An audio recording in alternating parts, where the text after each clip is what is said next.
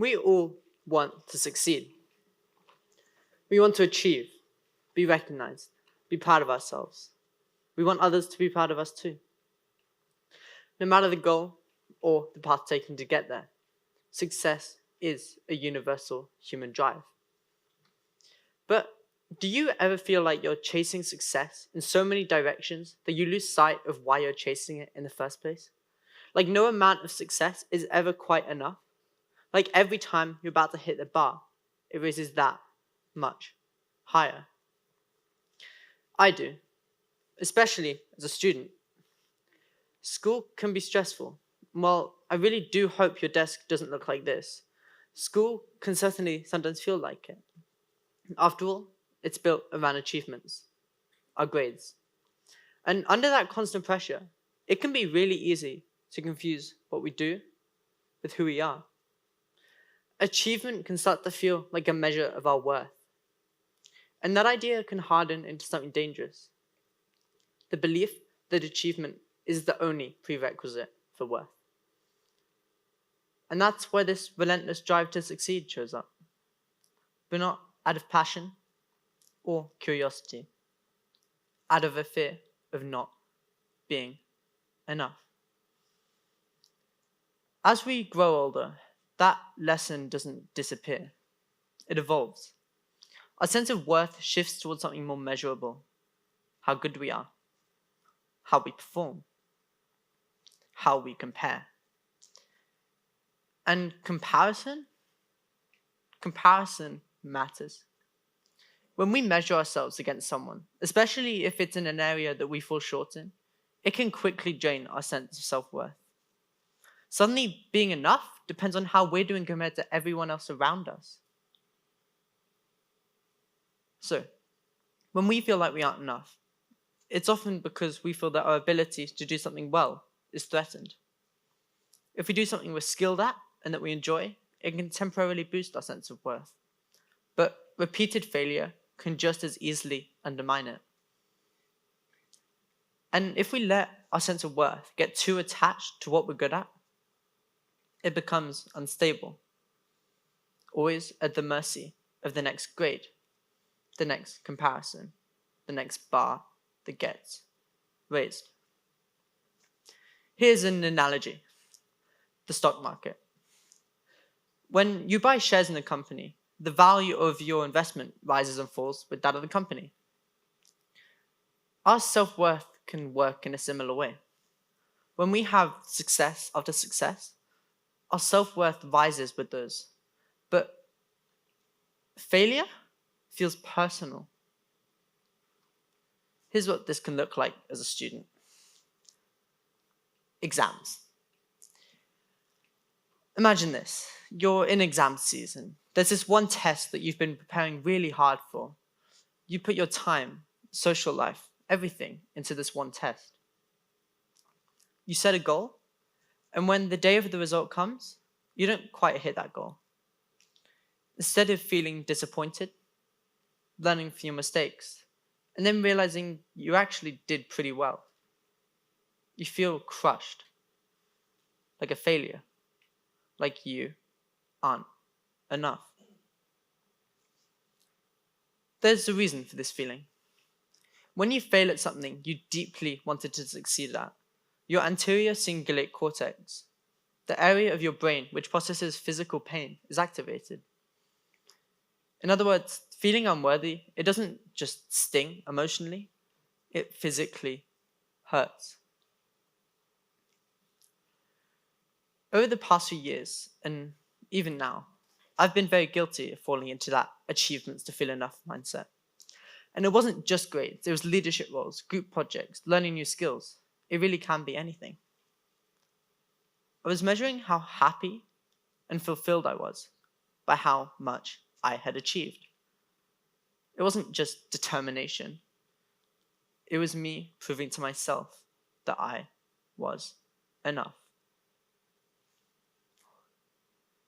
When we spend too much time chasing achievement, we lose the ability to separate success and ourselves. The two twist into one. Our wins start to feel like proof of our worth. Well, when we miss a goal, it doesn't feel like a setback. It feels like a verdict. And that's why we chase success in every direction, always raising the bar, always trying to outperform ourselves. Failure turns from something that we can learn from into something that we fear. If before failure meant I didn't do so well this time, now it means I didn't meet the standard, not smart enough, not capable enough, not enough. But what does it actually mean to be enough? It doesn't mean lowering our standards. It doesn't mean giving up on ambition. And it doesn't mean pretending that failure doesn't matter. It means separating what we do from who we are. It means understanding that achievement can be something we pursue without it defining who we are. It means that success can be meaningful without being defining. That failure can be informative without being personal. And in a world that wants us to do more, be more, achieve more, already believing that we are enough can be a radical decision. But belief doesn't come from nowhere. So how do we help ourselves and others feel enough? Well, the answer is actually very, very simple. Compliments. They cost nothing. They take seconds. And yet we don't use them nearly enough. One genuine compliment can relieve stress, ease social pressure, and perhaps even interrupt a downward spiral. And science backs this up. When someone receives a compliment, their brain releases dopamine, the happy hormone. And it's not just that. When you give a compliment, your brain also releases dopamine. Kindness doesn't just affect the one receiving it. It changes the one giving it too. I've seen this firsthand. I once complimented someone on a part of their personality. Not their looks, not their achievement, just who they are. Their mood immediately and visibly changed, and they said, "No one's ever told me that before." That moment has stuck with me. Not because it was dramatic, but because it was rare. This is especially true in schools, where so many young people are quietly struggling. As a 15-year-old myself, I live in a world where compliments are often veiled in sarcasm, and genuine kindness can feel awkward and out of place. And that's the problem. Genuine kindness, without irony or sarcasm, can feel like it doesn't belong. So why don't we compliment more? Most of the time, it's not because we don't notice the good in a person. It's because we're waiting. Waiting for the right moment.